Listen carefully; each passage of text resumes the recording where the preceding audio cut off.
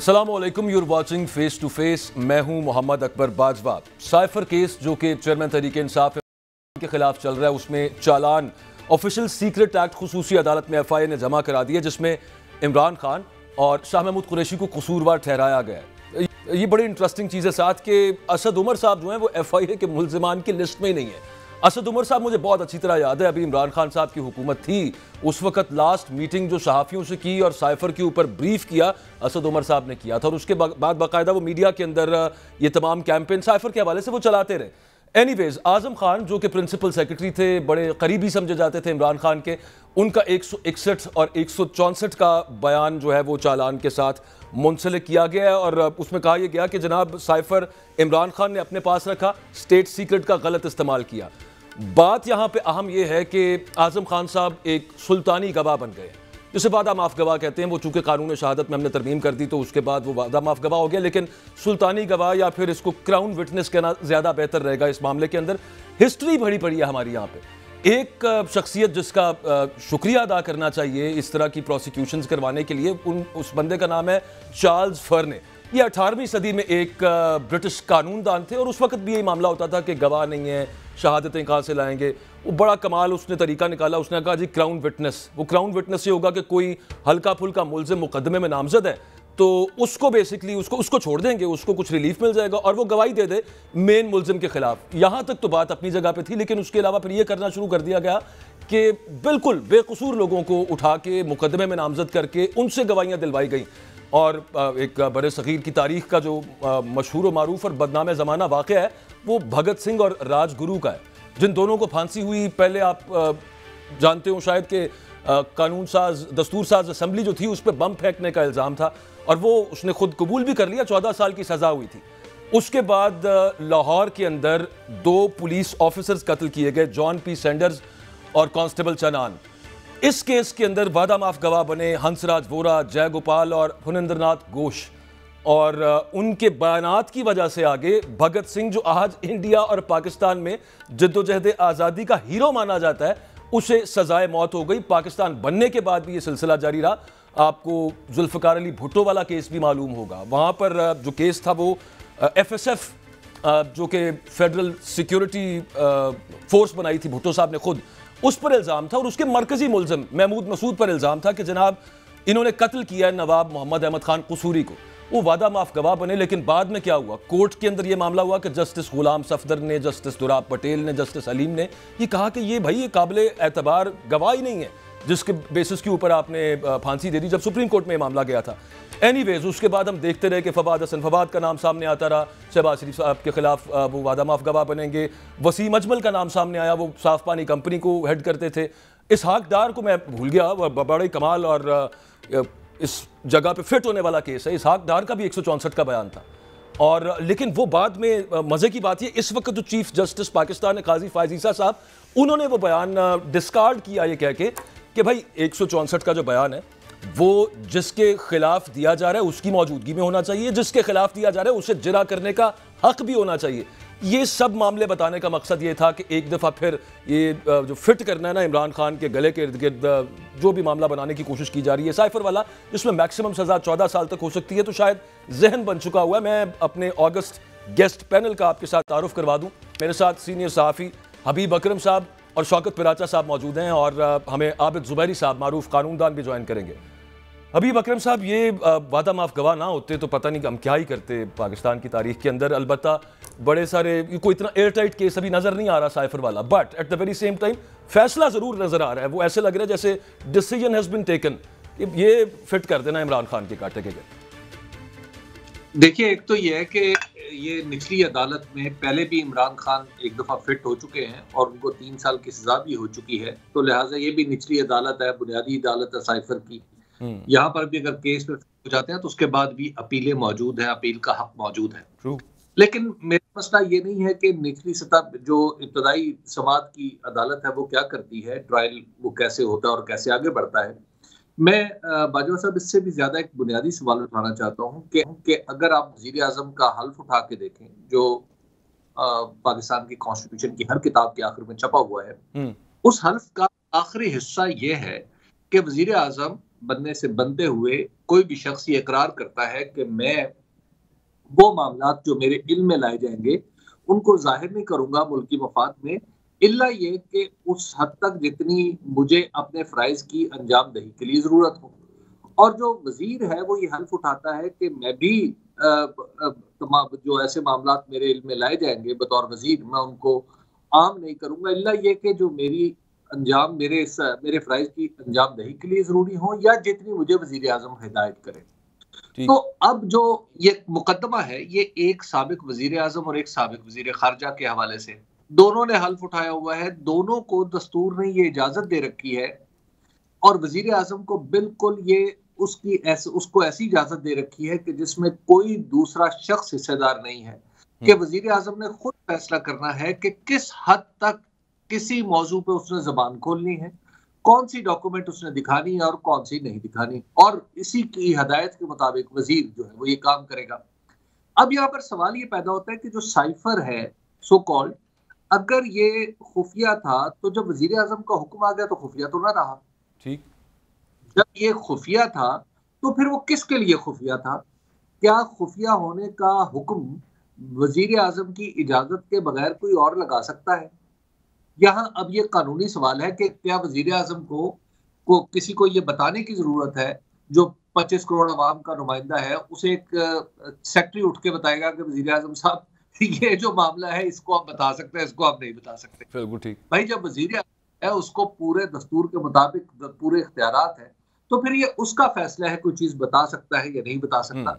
लेकिन पाकिस्तान में आमतौर पे चूंकि घोड़े गाड़ी के पीछे बांध लिए जाते हैं और फिर उनसे रेस जीतने की तवक्को की जाती है, तो बहरहाल अब हम वही कर रहे हैं। तो मेनली हबीब साहब इसमें मैं पराचा साहब की तरफ जाता हूँ, एक ब्रीफली ये बताइएगा जो नजर आ रहा है वो ये कि वैसे तो 14 साल तक है, मिनिमम 2 साल की सजा है, इलेक्शन से कम आउट रहे हैं चेयरमैन तहरीक इंसाफ, उसके बाद देखी जाएगी। मुझे लगता है कि कानूनी तौर पर इलेक्शन से रोकना चेयरमैन तहरीक इंसाफ को मुमकिन नहीं है, लेकिन बाजो हमारे यहाँ जो प्रोसिक्यूशन और परसिक्यूशन है ये हममानी लफ्ज है, इस्तगासा और अजियत ये हममानी लफ्ज है। बजाते खुद प्रोसिक्यूशन ही एक ऐसी सजा है पाकिस्तान के निज़ाम में कि जो बंदा इसमें उलझ जाए वो अपना बहुत कुछ खो बैठता है। बिल्कुल ठीक। शौकत पराचा साहब, ये प्रोसिक्यूशन परसिक्यूशन की बात हो रही है, शाह महमूद कुरैशी साहब और इमरान खान साहब तो खैर इसमें ठहराए गए हैं कि जनाब ये कसूरवार है, चालान के अंदर अभी फैसला तो आना है। असद उमर साहब का जिक्र ही नहीं है मुल्ज़मान की लिस्ट के अंदर, और मुझे खुद ज़ाती तौर पे आप भी जानते होंगे कि असद उमर साहब लास्ट जो ब्रीफ किया था when he was a minister, वो असद उमर साहब ने सहाफ़ियों को बुला के इस्लामाबाद में ब्रीफ किया था। पराचा साहब, थैंक यू वेरी मच। आपकी इस डिस्कशन के कुछ तो कानूनी पहलू हैं, आईनी पहलू हैं, और कुछ एटमॉस्फेरिक्स हैं और पॉलिटिकल गिमिक्स हैं। मैं दोनों पे बात करना चाह रहा हूँ। असद उमर साहब ने ब्रीफ किया, असद उमर साहब ने बात की, लेकिन आपको बिल्कुल याद होगा, अभी बकरम साहब को भी याद होगा, आपके नाजरीन को भी याद होगा, 27 मार्च को शाह महमूद कुरैशी साहब ने तकरीर में कहा कि मैंने एक चीज़ दे दी है इमरान खान को, अब उनकी मर्जी वो कैसे इस्तेमाल करें। और इमरान खान आए, तकरीर कर रहे थे, जेब से वो कागज़ निकाला तो उन्होंने कहा कि ये मैं पढ़ रहा हूँ, ये वो नुकात हैं उसके।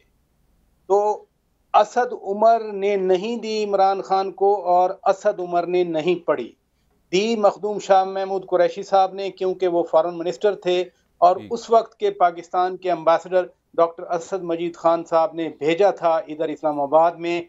ज़ाहिर है फॉरेन ऑफिस में आया, फॉरेन ऑफिस से वो फॉरेन मिनिस्टर के पास आया, तो जो चेन बन रही है वो उस वक्त के फॉरेन मिनिस्टर, अगर उस मखदूम शाह महमूद कुरैशी साहब की जगह अगर असद उमर साहब होते तो फिर यकीनन आज शाह महमूद कुरैशी साहब और जगह पे होते और असद उमर साहब इसका हिस्सा होते। ये मैं अपनी एक आपको अजम्पशन बता रहा हूँ कि जो चीज़ एक कस्टडी में थी बतौर वजीर खारजा, उन्होंने तकरीर में कहा कि मैंने इमरान खान साहब भी नहीं कहा था, मैंने इमरान को दे दी है, मुझे अच्छी तरह याद है। अब तो खैर चीफ जस्टिस कह रहे हैं कि आप साहब क्यों कहते हैं, तो कुरैशी साहब, आपका मतलब पराचा साहब ये है कि असद उमर के साथ कोई प्रेफरेंशियल ट्रीटमेंट नहीं हो रहा यहाँ पे, ये कह रहे हैं आप? ये जब इस तरह के पॉइंट्स अदालत में आएंगे तो जाहिर है नॉन डिस्क्रिमिनेशन के प्रिंसिपल पे कोई डिफेंस की तरफ से कोई डिफेंस काउंसिल ये बात कर सकता है जो आप कह रहे हैं। अब इसको रूल आउट नहीं किया जा सकता। अब दूसरा इसका आईनी पहलू है। देखें ना, जितना उस साइफर करने का अब हबीब अकरम साहब माशाल्लाह बहुत बड़े पॉलिटिकल एनालिस्ट हैं, वो पूरे पाकिस्तान की पॉलिटिक्स को जानते हैं। आप भी माशाल्लाह अच्छे एंकर हैं। आप दोनों क्या डिनाई कर सकते हैं कि इस कागज दिखाने का मकसद पॉलिटिकल माइलेज लेना था, अपनी कॉन्स्टिट्यूएंसी को और एक्साइट करना था कि हो हमारे साथ जुल्म हो रहा है, और इस वजह से क्योंकि ये मालूम था पहले से कि हमारी हुकूमत जा रही है। इसमें मेरा ख्याल है अगर कोई कहे कि शक नहीं था तो वो बददियानती होगी। सबको मालूम है कि वो उस वक्त हुकूमत जा रही थी। तो पॉलिटिकल माइलेज लेने के लिए अब तीसरी अहम चीज है कि इस कागज को दिखाने से जो पाकिस्तान की फॉरेन पॉलिसी को नुकसान हुआ, अब वो यू बोथ कैन इमेजिन। खुद बाद में इमरान खान साहब ने कहा कि जी later on we came to know the conspiracy was not imported from United States, it was exported from Pakistan outside, और उन्होंने जनरल बाजवा साहब का नाम लिया। ये मैं उनके अपने अल्फाज की बात कर रहा हूँ। जहां तक ओथ लेने की बात है, ओथ में ये लिखा होता है कि I will preserve, protect and defend the constitution of Pakistan. Sir लेकिन उसका सर जो कंटेंट है उस साइफर का जो कंटेंट है उससे तो किसी ने डिनाई नहीं किया। वो तो नेशनल सिक्योरिटी काउंसिल में भी उससे कोई डिनायल नहीं सामने आया। बिल्कुल नहीं आया, और इसीलिए अमेरिकन एम्बेसडर को समन करके प्रोटेस्ट किया गया था। इसमें तो कोई शक नहीं है, और कहा गया था कि ये मुदाखलत है। अब मुदाखलत देखे ना, उस वक्त भी अब आर्गुमेंट रिपीट हो रहे होंगे, उस वक्त भी मुदाखलत और कॉन्स्पिरेसी ये दो अलग चीजें हैं। मसलन हम भी कह देते हैं इसराइल जो है वो अपने शहरियों के खिलाफ जुल्म कर रहा है, हम भी तो मुदाखलत कर रहे हैं ना।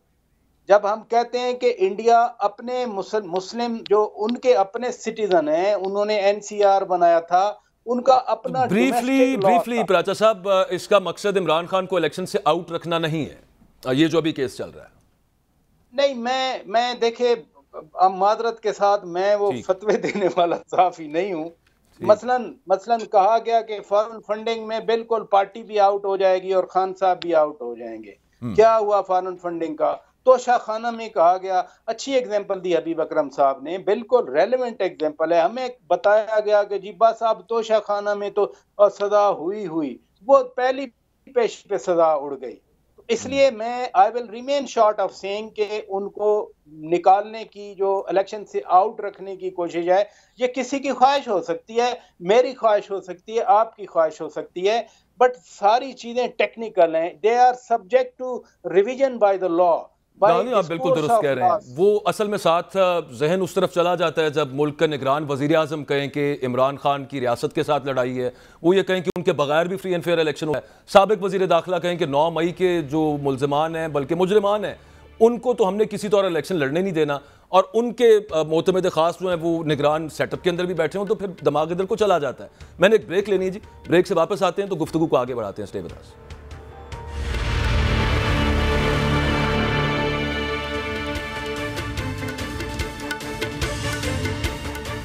चूंकि हम इलेक्शंस के हवाले से बात कर रहे थे और इमरान खान के खिलाफ जो केसेस हैं, कहा यह जाता है कि इलेक्शन में उनको वो हिस्सा ना ले सकें, रोकने के लिए ये काफ़ी सारे मामला चल रहे हैं। एनीवेज कुछ आईनी मामला हैं और सुप्रीम कोर्ट के सामने ये मामला गया था। पंजाब और केपी की जब बात हुई थी, प्रैक्टिस एंड प्रोसीजर बिल बीच में आ गया, और उस पर 2 अक्टूबर को यानी कि पीर के रोज़ उस पर काजी फायजी साहब अगर एडजुडिकेट कर दें, बड़ा ज़बरदस्त हो जाएगा मामला कि बनता क्या है, क्योंकि उसके बाद बहुत सारे आईनी मामला हैं। हबीब अकरम साहब, मिलिट्री कोर्ट्स का मामला है, 90 दिन में इलेक्शंस का मामला है, मिसिंग पर्सनस का मामला है, लापता अफराद का मामला है।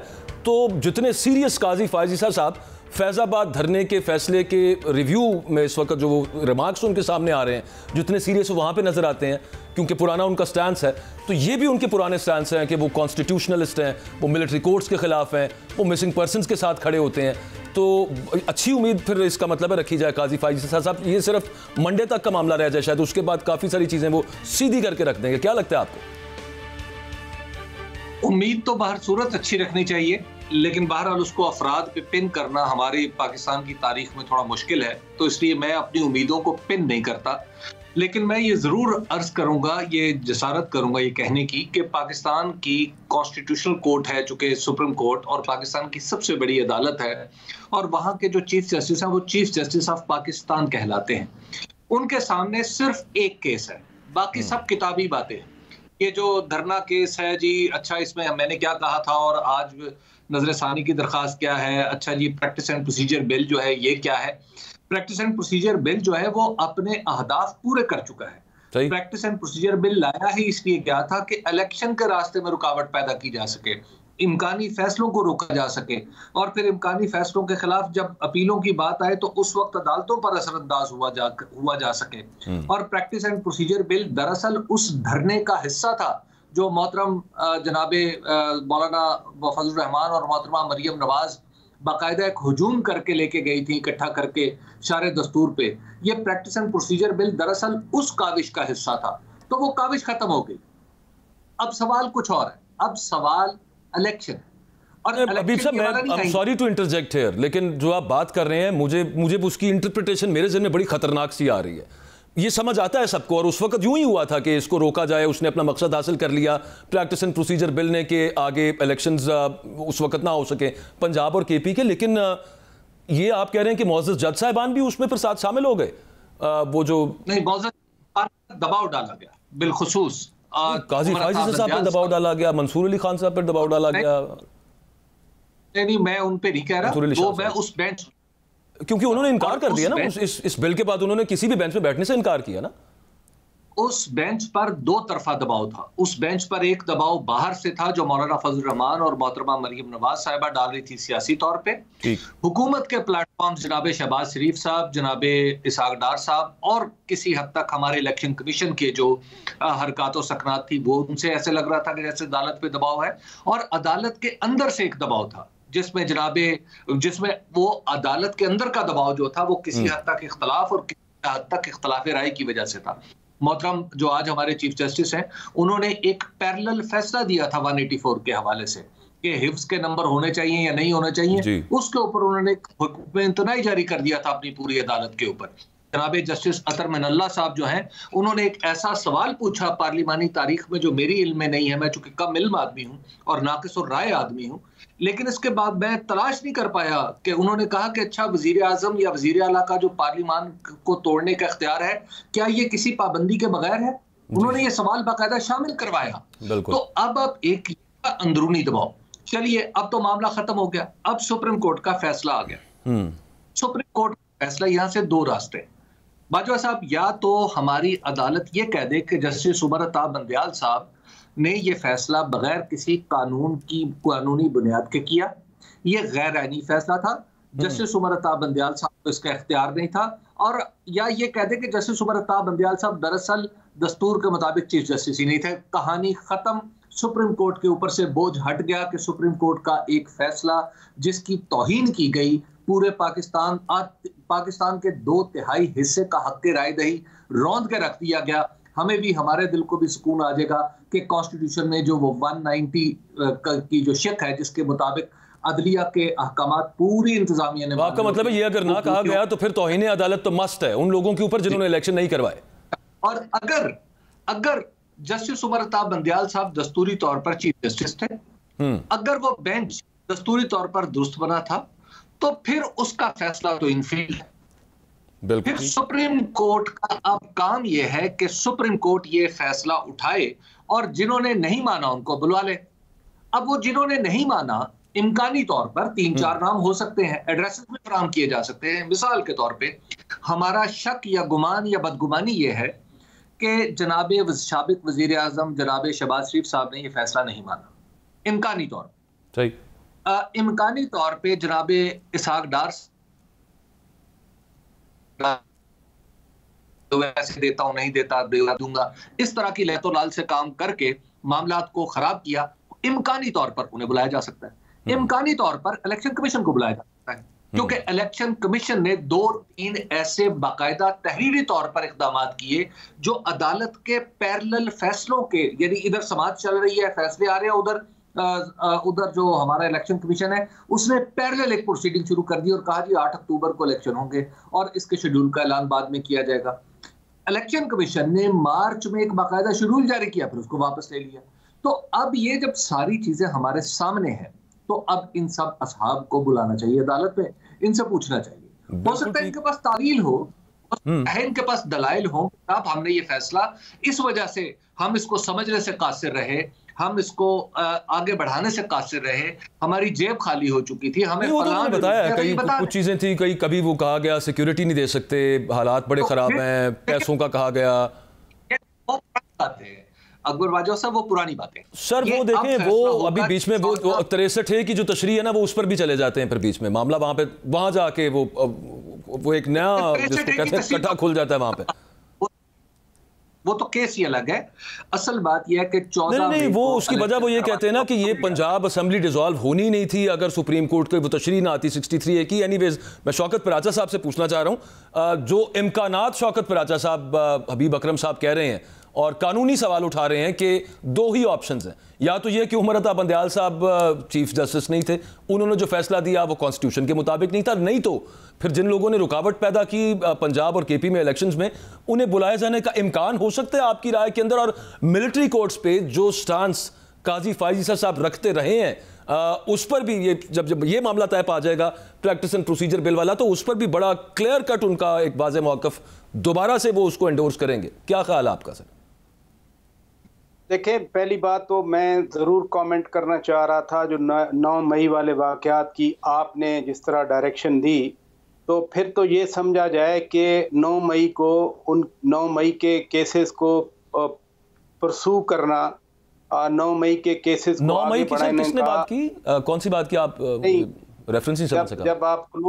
जब आप पिछले सेगमेंट को क्लोज कर रहे थे ना, जी तो आपने कहा कि 9 मई का मकसद भी 9 मई के केसेस को परसू करने का मकसद भी खान साहब को आउट करना है। मैंने ये तो मैं ये समझूं कि मैंने ये बात नहीं की, मैंने तो ओवरऑल कहा था, मैंने कहा ओवरऑल जो केसेस चल रहे हैं बहुत सारे, जिसमें तोशा खाना वाला मामला था, ये दहशतगर्दी के सर 180 केसेस हैं सर, छोड़े सारा कुछ आगे बढ़ते ना, 180 केसेस हैं, वो कहीं ना कहीं से कुछ निकाल लें। नहीं, 9 May is a different thing ना। इट मींस मैं समझूं कि 9 मई हुआ ही नहीं और कोई जिम्मेदार भी नहीं है, मैं सिर्फ इतना कहना चाह रहा हूँ। अब मैं आपकी बात पे आता हूँ।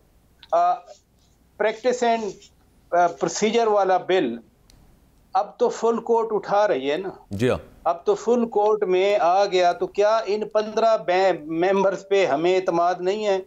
सिर्फ उस बेंच पे एतमाद था और उसमें दबाव इंटरनल हो या और हो, कुछ और भी दबाव थे, कहीं सास का दबाव होता है, कहीं दामाद का दबाव होता है। हम एक कॉन्टेक्स्ट में रहते हैं ना, उस कॉन्टेक्स्ट में हर चीज इन्फ्लुएंस कर रही होती है। अब तीसरी बात यह है कि आइन थोड़ा बहुत सर वैसे अर्ज ये है आइन के मुताबिक जो 90 दिन में इलेक्शंस है उसमें सास का दबाव का क्या लेना देना है? नहीं, मेरी बात तो सुन लेना पूरी, मेरी बात तो बयान कर दिया सुने ना। अब आपने बात लिखवा ली। अच्छा एक हबीब साहब बैठा हुआ मेरी बात पूरी होने दें, मैंने सुनी है यार, मेरी बात तो या आप दोनों ने बोला। नहीं हबीब साहब एक मिनट आप सबर करें, पराचा साहब पूरी करें आप बात। मैं सुनता हूँ, आप प्लीज। नहीं सर प्लीज, मैं सुन लेता हूँ, मैं बैठा हूँ, मैं पूरा आपके 40 मिनट खामोशी से सुनता हूँ। नहीं पराचा साहब माजरत वही सिर्फ एक पॉइंट था, आप बात पूरी कीजिए सर, ऐसे ना नाराज ना हो सर। देखें बात ये है कि मैं अब एक ब्रॉडर कॉन्टेक्स्ट में बात कर रहा हूँ कि पार्लियामान है इलेक्टेड बाय द पीपल और पार्लियामान को पूरा हक है कानून बनाने का, ना सिर्फ कानून बनाने का बल्कि आइन बनाने और आइन में तरमीम करने का। मेरी आपसे बाजवा साहब, एक तो आप बाजवा हैं, ऊपर से अकबर हैं, तो मुझे बड़े एहतराम से जो है बात करना पड़ रही है। आप आज रात जरूर आइन का आर्टिकल 239(5) भी पढ़ लें और 239(6) भी पढ़ लें जाकर। जब पार्लियामान पे कदगन लगेगी, जिसका सुप्रीम कोर्ट चाहे हेडेड बाय बंदयाल हो, हेडेड बाय काजी फायद ईसा हो, हेडेड बाय इफ्तिखार चौधरी हो, हेडेड बाय एनीवन हो, उसको आइन बनाने का कोई अख्तियार नहीं है। आइन बनाने का अख्तियार, अमेंड करने का अख्तियार सिर्फ पार्लियामान के पास है। अब मैं उस झगड़े से भी निकलता हूं कि आइन को स्क्रूटनी करने का अख्तियार है कोर्ट के पास, लेकिन क्या इन 15 बेंच जो अब बना इस केस को देखने के लिए, क्या उन 15 के 15 पे ठीक हो गया नहीं है? नहीं, बिल्कुल एतबार है। हम तो उससे आगे बढ़ते हैं ना सर, हम तो उससे आगे बढ़ते हैं। मैं तो सवाल भी अगला पूछ रहा था आपसे। आपने बड़ी अच्छी एग्जांपल दी 63A वाली। 63A में कॉन्स्टिट्यूशन को रीराइट किया गया है। कॉन्स्टिट्यूशन को, उसकी पिटीशन क्यों नहीं एक्सेप्ट की जा रही? जुल्फकार अली भुट्टो की फांसी दी इसी अदालत ने। अब तो अदालत परसों कह रही थी कि हर कोई माफी मांगे, गलती तस्लीम करे। तो 40 साल से जो अदालत ने एक जुडिशल मर्डर किया, उसका रेफरेंस भी 10 साल पहले, 15 साल पहले आया था। बाकियों को सबक दिया जा रहा है, अपनी गलतियों को तस्लीम नहीं किया जा रहा। रही जहां तक बात इलेक्शन कराने की, मैं आपको खुल के बता रहा हूं कि आइन में 90 दिन इलेक्शन करवाना जरूरी है। आइन के मुताबिक इलेक्शन होना चाहिए थे। इलेक्शन को डिले किया गया। अब चाहे आप कहें कि किसी बिल की वजह से, किसी जलसे की वजह से डिले किया गया, मैं उसकी कोई उसमें ना साहब 63A वाली भी जो बात थी, उसमें ओवरऑल ये justice Robert Jackson American supreme court के जज थे, उनकी बड़ी मशहूर सेइंग है। वो कहते हैं कि कॉन्स्टिट्यूशन इज व्हाट वी से it is.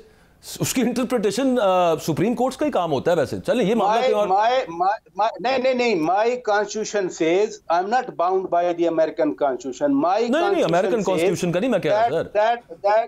that article 239 clause 5 says the parliament has the right to amend the constitution, और 239 clause 6 to affirm it के it cannot be challenged whatsoever in any tribunal or any court of law। आप please आज ये article दोनों जरूर पढ़िए जाके। Sir ठीक, डन हो गया। अब जुबैरी साहब हमारे साथ हैं, बहुत शुक्रिया सर आपने वक्त दिया है। हम अब जुबैरी साहब चल रही है वो ये कि मंडे को प्रैक्टिस एंड प्रोसीजर पे होपफुली मतलब फैसला आ जाएगा, क्या मामला आगे किस तरह से चलना है। और फिर जो अहम हबीब अकरम साहब तहरीक इंसाफ के लापता कारकुनान के हवाले से मैंने आपसे एक सवाल करना है। बड़ा इस पे फर्म स्टांस रखते हैं काजी फायजीसा साहब मिसिंग पर्सनस के हवाले से, और ये भी इस वक्त मिसिंग ही हैं बहुत सारे कारकुनान तहरीक इंसाफ के लीडरान भी। और आप एक वो ख़त जो हसन न्याजी की इस हवाले से लिखा गया कि कम से कम इतना तो राइट दिया जाए, उनकी मुलाकात कराई जाए उनके अहले खाना के साथ, वकला करने का उनको हक दिया जाए। मेरा ख्याल है उसमें आप भी सिग्नेटरी हैं उस ख़त के अंदर, तो वहाँ पे आपको क्या उम्मीद है? क्योंकि उसमें भी यही कहा गया है कि ये जो गुजारिश की गई है इसको पिटिशन बना लिया जाए। देखिए, उम्मीद तो यह है कि जितने भी लोग किसी भी केस में पकड़े गए हैं उनसे कानून के मुताबिक सलूक हो। 9 मई का वाक़या इंतहाई काबिल मुज़म्मत है, पाकिस्तान की तारीख का अंदोहनाक वाक़या है और तारीख का एक मनहूस दिन है। उसके जिम्मेदारों को जिसने जो किया उसको सजा दी जाए, लेकिन उसके लिए कानून के मुताबिक तमाम शराइत पूरी की जाए। मसलन जिस पर जुर्म साबित होना है उसके लिए गवाही हो, और गवाही ऐसी हो जो मुतलका अदालत को बियॉन्ड शेडो ऑफ वो जिसे कहते हैं ना, एक शक के साए के बगैर उस शख्स का, मुतलका शख्स का जुर्म साबित कर दे। सही। दूसरी बात है, जुर्म की सजा कानून में पहले से लिखी हुई है, या सजा उससे कम ना हो उससे ज्यादा ना हो। तीसरी बात यह है कि अगर किसी का कोई हक बनता है किसी भी मुकदमे में, तो अगर उस जमानत उसका हक बनता है तो जमानत दी जाए। अगर जेल में रहना, उसको जेल में रखना कानून की जरूरत है तो उसको जेल में रखा जाए। और हर वो शख्स जिसका हमें अब पता नहीं चल रहा, हमारी दुआ है कि वो हमें मिले। यही सोच के हम सब ने वो खत पे दस्तखत किए हैं कि जनाबे हमारे चीफ जस्टिस साहब जो है वो इस पर शायद हम पर नजर करम फरमाए, और हम पर नजर करम ना फरमाए, जो हमें दस्तूर ने हक दिए हैं वो हमें दे दें, और जो दस्तूर ने फ़राइज़ हम पर आयद किए हैं हम वो फ़राइज़ की अंजामदही पर ना सिर्फ खुद तैयार हैं बल्कि अगर वो चाहें तो हमें मजबूर भी करें। हमारी यही तवक्को है। और देखिए अब मसला क्या है, ये उससे पहले आप देखिए 15 इस पे हबीब साहब पीटीआई के वकला ये कहते हैं कि हम इस पे पिटिशन में जाने का सोच रहे हैं जी। तो जहां तक सुप्रीम कोर्ट के अंदर जाने का मामला है मिलिट्री कोर्ट्स का, तो मिलिट्री कोर्ट्स में सुप्रीम कोर्ट फैसला ले, और जाहिर है वो दस्तूर के मुताबिक फैसला लेगी। और देखिए पाकिस्तान के अंदर इस वक्त सबसे ज्यादा खिलवाड़ जिस चीज से हो रहा है वो दस्तूर है। फंडामेंटल राइट्स जो दस्तूर में ही है सर। जी, खिलवाड़ कभी पार्लियामेंट अपनी सो कॉल्ड सुप्रीमेसी पे करती है, हालांकि जहां लिखा हुआ दस्तूर मौजूद होता है वहां पार्लियामेंट सुप्रीम नहीं होती। और खुद दस्तूर के अंदर लिखा हुआ है कि सुप्रीम अल्लाह ताला की जात है और उसके बाद अवाम है। तो पार्लियामेंट कहां से सुप्रीम हो गई? ये पार्लियामेंट के अंदर बैठे हुए चंद वेस्टेड इंटरेस्ट का फिक्रा है कि जनाब पार्लियामेंट जो है वो सुप्रीम है। पार्लियामेंट कहां से सुप्रीम है? Most probably practice and procedure पर जो फैसला आएगा उसमें काजी साहब ये कह सकते हैं कि आप हमारे रूल्स नहीं बना सकते, वो हम खुद ही करेंगे। हाँ, ये जरूर कह मतलब साथ वो ये कह दें कि जनाब 3 मेंबर कमेटी ही बेंच बनाया करेगी। चीफ जस्टिस के वो इख्तियारात थोड़े से और आगे वो डाइवर्स हो जाएंगे। शौकत पराचा साहब, जो हबीब अकरम साहब बात करें इस पर कमेंट कर दीजिए, उसके बाद में ब्रेक पे जाना है। फंडामेंटल राइट्स जो कि कॉन्स्टिट्यूशन के अंदर इंश्योर्ड है, और ये जो लापता लोग आजकल हैं, इस हवाले से आप अग्री करते हैं इस बात से कि पाकिस्तान के अंदर जो स्टेटमेंट जो हबीब साहब दे रहे हैं बुनियादी तौर पे कि इस वक्त दस्तूर नहीं है? दस्तूर की खिलाफ वर्जी की गई और इसी सुप्रीम कोर्ट ने, जिस वक्त चीफ जस्टिस साहब भी वही थे, उन्होंने कहा कि 10 अप्रैल की रात आइन की खिलाफ वर्जी की गई असेंबली तोड़ने की। उस वक्त जो एडवाइस दी गई, जिसने असेंबली तोड़ी, कहा गया ना खिलाफ वर्जी की गई, तो फिर क्या हुआ? यानी अब एक कॉन्टेक्स्ट बन रहा है कि जी सिर्फ जो 16 महीने की ये हुकूमत बनी और आज हम उसी पे बात करें, हमें तो फिर कलेक्टिव बात करनी चाहिए ना। यानी खुद सुप्रीम कोर्ट ने, जिस कोर्ट को अप्रिशिएट भी किया जा रहा है इसी शो में, उसी कोर्ट ने कहा ना, उसी कोर्ट ने वो नो कॉन्फिडेंस वाली जो मूव है, उसी कोर्ट ने उसी की इजाजत दी ना, हुक्म दिया। उसी कोर्ट ने कहा कि जब 3 अप्रैल का इजलास था, 9 अप्रैल को वही 3 अप्रैल वाला इजलास शुरू किया जाए। बाजवा साहब आपके सामने है चीजें। अब जहां इंसानी हकूक की बात है, देखिए everyone should rise from personal assessments. जो आइन कहता है हकूक मेरे, बलूचिस्तान के, सिंध के, खैबर पख्तूनख्वा के, मैं तो ये भी एडवोकेट करता हूँ गिलगित बल्तिस्तान और आजाद, आप कह रहे हैं गलत हो रहा है ये। मेरी तरह शहरी हैं, जिस तरह आप बाजवा साहब दोनों लाहौर में बैठे हैं और मैं यहाँ इस्लामाबाद में बैठा हूँ। दस्तूर जो कहता है इंसानी हकूक का, ये बड़ा मसला है पाकिस्तान में, और ये चल रहा है जनरल परवेज मुशर्रफ के दौर से। लापता अफराद कब शुरू हुआ, मुझे ये बताइए। जब हम so called war in terror में पार्टनर बने, वहां से हमने ये काम शुरू कर दिया कि कोर्ट्स में बाज़ वो लोग, ये मिलिट्री कोर्ट्स कब बनी थी? जब आईनी तौर पर बनाई गई। वो बात आपकी दुरुस्त है, लेकिन वो तो परवेज मुशर्रफ साहब ने जो फड्डा ले लिया अकबर बुगटी साहब के साथ है मुफ्त का, और फिर उसके बाद उनको जो वहां पे जाके असैसिनेट कर दिया गया, मेनली तो उसके बाद फिर बहुत सारा सेपरेटिस्ट मूवमेंट्स जो शुरू हुई, वो सब मामला हुआ। मैंने पराचा साहब एक इजाजत अगर आप देना, मुझे प्रोड्यूसर साहब बार बार कह रहे हैं मैंने एक ब्रेक लेनी है, मैं ब्रेक से वापस आता हूं तो कुछ बात शेयर करते हैं। आज PMLN ने यह बताया कि नवाज शरीफ साहब जब वापस आएंगे तो उससे 2 दिन पहले उनकी हिफाजती जमानत के लिए अप्लाई किया जाएगा लाहौर हाई कोर्ट में। मतलब किस तरह से किया जाएगा? वो कॉन्विक्ट है ऑलरेडी, और हिफाजती जमानत कॉन्विक्ट को कैसे मिलती है, ये भी जरा जानने की कोशिश करते हैं ब्रेक के बाद।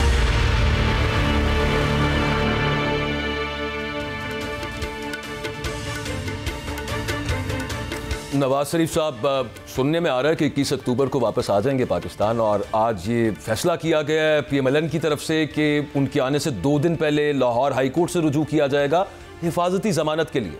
हबीब साहब, मेरी जो अंडरस्टैंडिंग है थोड़ी बहुत और नाक़िस है, वो ये है कि हिफाजती ज़मानत तो इस वजह से होती है कि आप पे केस चल रहा है, आपने कहीं पे पेश होना है और कोर्ट आपको ये देती है ज़मानत कि भाई इसको गिरफ्तार ना करें, वहाँ पे जाके पेश हो जाएगा। इनको तो सज़ा हो चुकी हुई है और बल्कि मफरूर भी हैं अदालत से, तो ये हिफाजती ज़मानत वाला मुझे समझ नहीं आ रहा। या फिर हो सकता है कि ये मौजा हो जाए कुछ, और कोई ऐसी कुछ कानूनी इंटरप्रिटेशन को नहीं निकला है कि जिसका मुझे नहीं पता।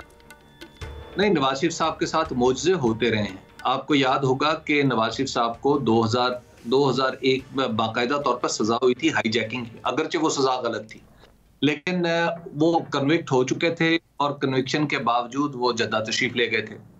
और उसके बाद जब वो वापस आए 2007 के अवाखिर में, तो उनका एक केस था जिस पर बाकायदा तौर पर अदालत ने उनकी लिमिटेशन एक्ट, जिसके तहत उनका अपील दायर करने का वक्त गुजर चुका था, बाकायदा कंडोन किया, और वो एक ही दफा सुप्रीम कोर्ट ने आज तक कंडोन किया उस केस में। उसके बाद जनाब नवाज शरीफ साहब जब वापस तशरीफ लाए, उसके बाद जब तीसरी बार वजीर आजम बने और फिर कॉन्विक्ट हुए, और फिर पाकिस्तान की तारीख में एक ही वाकया है कि एक कॉन्विक्ट को पाकिस्तान से बाहर जाने की इजाजत मिली बगैर इलाज, तो वो भी तशरीफ ले गए। तो लिहाजा आप इस रिकॉर्ड को जहन में रखते हुए ये एक्सपेक्ट करें कि ये मौजज़ा आइंदा भी जारी रहेगा। और फिर आप देखिए, हाल ही में आपके सामने छोटे छोटे मौजज़े तो हुए हैं। जनाब इसहाक डार साहब वजीर आजम के या इम्कानी तौर पर किसी भी जहाज पर पाकिस्तान से फरार हुए, इश्तहारी करार पाए, उसके बाद वो वापस वजीर आजम के जहाज पे तशरीफ लाए और तशरीफ लाने से पहले अदालत ने उन्हें बाकायदा तौर पर कहा कि जनाब आप तशरीफ। हमजा शहबाज साहब इसी तरह तशरीफ लाए और आप देखिए भी तो देखिए कि जैसे ही हुकूमत बदली, थोड़ा सा मामला ना हबीब साहब, वहां पे सजा नहीं थी हुई अभी, वो इश्तिहारी तो ठीक है डिक्लेयर हो गई, यहाँ पे तो मफरूर डिक्लेयर कर दिया हुआ अदालत ने, यहाँ पे तो कन्विक्शन हो चुकी हुई है। तो मेरी समझ से मैं अगर आप इजाजत दें, मैं शौकत पराचा साहब की इस पे राय लेना चाह रहा हूँ। पराचा साहब, ये कानूनी तौर पर देखा तो नहीं हमने आज तक, लेकिन हबीब साहब ये कह रहे हैं कि ये मुआवजा हो सकता है, आपकी इस पे राय क्या है? PMLN बड़ी कॉन्फिडेंट है, वो कहते हैं कि हमने तो जलसा करना है, सीधा लेके जाना है उनको हेलीकॉप्टर पे मीनार पाकिस्तान, उसकी तैयारियां चल रही हैं सब मामला। तो ये आपके ख्याल में भी मिल जाएगी ये हिफाजती जमानत? मुमकिन किस तरह हो पाएगा? हबीब साहब ने दुरुस्त कहा कि 2001 में गलत सजा थी, तो 2017 में जिस तरह से JIT बनाई गई, जिस तरह से JIT की प्रोसीडिंग्स हुई, जिस तरह उसको इन्फ्लुएंस किया गया, जिस तरह व्हाट्सएप पे काम चलता रहा, मॉनिटरिंग जज बनाया गया, तो वो भी प्रोसेस हमें ज़हन में रखना चाहिए। मैं यही आपसे पहले कह रहा था कि हम कट ऑफ चीज़ों को पीसेज में देख रहे हैं। अब ये बात, एक चीज़ थोड़ा सा आप उस क्रोनोलॉजी में मिस कर गए चीज़ें, कि इसी अल अजीदिया हिल मेटल केस में जो सज़ा 7 साल की मिली, उसके खिलाफ गई थी अपील। उस अपील को इस्लामाबाद हाई कोर्ट ने रिजेक्ट किया, not on the merit of discussion, but उन्होंने कहा कि सिंस वो जो एक्यूज्ड हैं, कन्विक्ट हैं, वो खुद नहीं हैं, तो जब वो खुद आएंगे, but they kept the right of appeal pending, time bar नहीं किया, नंबर 1।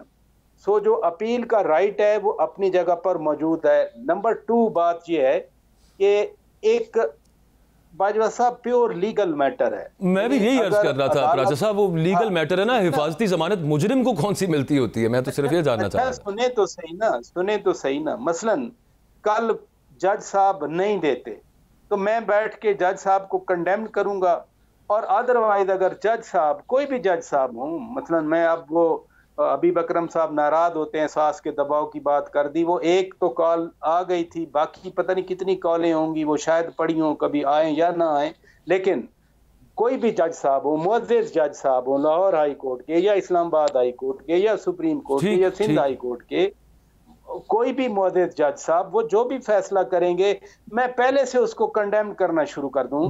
तो मेरा ख्याल है कि लेट्स वेट, होता क्या है जैसे राजा साहब, मेरे पास ना असल में प्रोग्राम क्लोजिंग की तरफ मैंने आखिरी सवाल आपसे पूछना है। अब वो ये है कि आपने देखा बयानिया एक जनाब जनरल बाजवा, जनरल फैज़ और साकिब निसार और आसिफ सईद खोसा, इनको कैफरे किरदार तक नहीं पहुंचाया जाएगा, मुल्क आगे नहीं बढ़ेगा। अब उससे बैक ऑफ कर गई है PMLN। एक बयानिए का जो है ना वो मुतलाशी नजर आ रही है इस वक्त PMLN, बाकायदा एक 10 मेंबर कमेटी बनी हुई कि बयानिया बताएं कि क्या बनाना है। उसके बावजूद इस तरह की बातें सामने आ रही हैं कि भाजन कमिटमेंट हो गई है, अगली हुकूमत PMLN को देनी है। ये क्या मामला चल रहा है पराचा साहब? मैं नाम ले लेता हूँ वैसे, मोहम्मद मालिक साहब, वो बड़ी रिस्पॉन्सिबिलिटी के साथ उन्होंने प्रोग्राम में उन्होंने कहा जी एस्टेब्लिशमेंट ने कमिट किया है नवाज शरीफ साहब के साथ, आपकी हुकूमत होगी आगे। मैं तो एटमॉस्फेरिक्स की बात करूंगा, इलेक्शन आ रहे हैं, हर एक ने नैरेटिव बनाना है। पीपल्स पार्टी अपना नैरेटिव बना रही है, PTI अगर उसकी क़यादत जेलों में है, बाकी जो लोग कहीं ना कहीं अगर कोई है तो वो अपनी बात कर रहे हैं या आपस में वो लड़ रहे हैं, वुकला एक दूसरे को गद्दारी का टाइटल दे रहे हैं, PTI के वुकला, तो नैरेटिव हर कोई बना रहा है अपना। ये इलेक्शन टाइम है, मे भी इसमें और थोड़ी सी तपश आए, मे भी इसमें और एटमॉस्फेयर ऊपर जाए, लेकिन ये हमें नहीं भूलना चाहिए कि इलेक्शन टाइम पे पार्टी नैरेटिव बनाती हैं, उसके बाद सेटल डाउन होती है। बिल्कुल ठीक है। अच्छा हबीब साहब, आप भी इस पर जरा कमेंट कर दीजिएगा, प्रोग्राम क्लोजिंग की तरफ जा रहा है, कि ये सिर्फ नैरेटिव ही है या फिर ये वाकई मतलब एक हवा बना रही है PMLN अपनी, या आपकी भी कोई इस तरह की इंफॉर्मेशन है कि कोई वादा भाई उनके साथ हो चुका हुआ है कि भाजन इजी अगली हुकूमत आपकी? जी मैं बिल्कुल ऐसे ही चल रहा है मामला, तो ऐसे ही चल रहा है कि PMLN ही अगली मुख्तदिर पार्टी, बल्कि वो भी से मुख्तदिर है, वो आगे तो तौर पे चलें, ये भी बड़ा कमाल है। वैसे अभी तक उनको बयानी की तलाश है, कमेटी बनी हुई है 10 मेंबर्ड, और वो ये सोच रहे हैं कि क्या नैरेटिव जो है ना वो आवाम के सामने रखा जाए। अभी कन्फ्यूजन चल रही है, वो तलाश में है, लेकिन वादा उनके साथ हो गया है। एक मामला और एक हवा भी बन गई हुई है कि जनाब अगली हुकूमत PMLN की है। सर्वेज होते हैं तो उसके अंदर जो पॉपुलैरिटी है वो उनकी हरीफ जमात की सामने आ जाती है, लेकिन हुकूमत PMLN है। बड़ी खूबसूरत सूरत हाल यहाँ पर चल रही है। बहुत शुक्रिया। शौकत पराचा साहब और हबीब अकरम साहब हमारे साथ मौजूद थे। प्रोग्राम का वक्त खत्म हुआ है, कल मुलाकात होती है। अल्लाह हाफ़िज़।